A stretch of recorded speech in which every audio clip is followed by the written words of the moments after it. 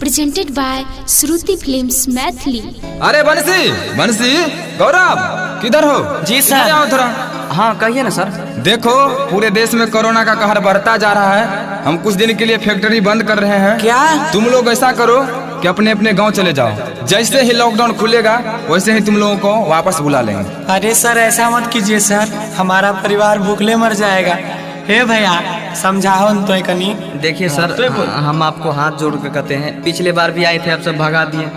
सर कहाँ से हम सब क्या करेंगे सर, काम कर रहे हैं तो थोड़ा करने दीजिए कुछ दिन और सर, नहीं तो मर जाएंगे, हमारे पूरा परिवार सब भूखा मर जाएगा सर। मेरे बात सुनिए सर, समझिए मेरे बात। अरे बात समझो यार, समझ क्यों नहीं रहे हो?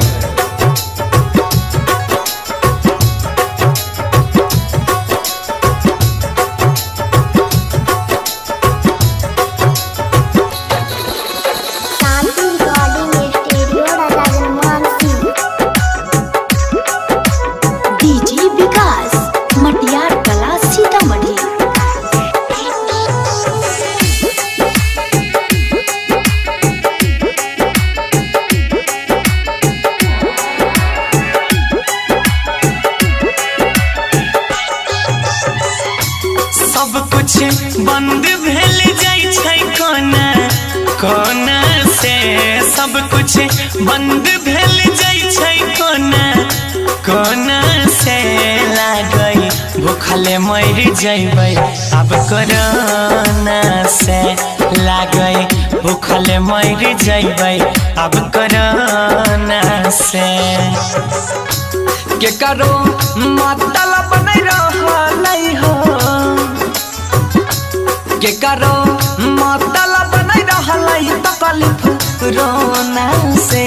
लागे जान चल जैतै ई कोरोना से, लागे भूखल मर जइबै ई कोरोना से।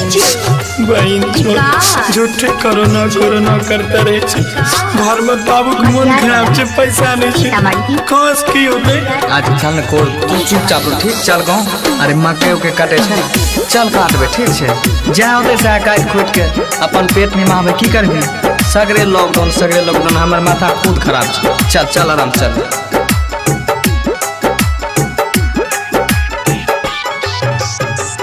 ढेर दिन के बाद करे आइली रही काम हो, कुछो नहीं कमलिए उलटे घूम के जाई छी गाम हो।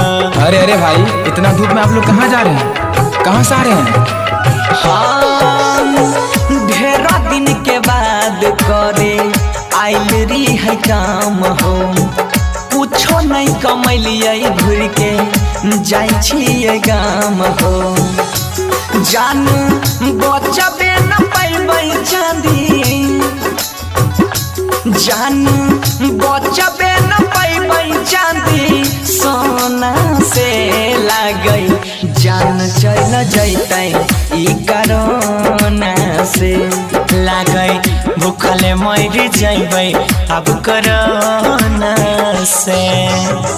जहाँ देखो तो झावी लगाइए, घर में रहिए, गरीब के गुजारा केना होते ककरो ध्यान से। अरे पागल छोड़ लो, तू काफी टेंशन ली, चल चल। अरे सब भगवान के ऊपर छोड़ दे। विकास मटियार कला सीतामढ़ी, मटियार कला सीतामढ़ी।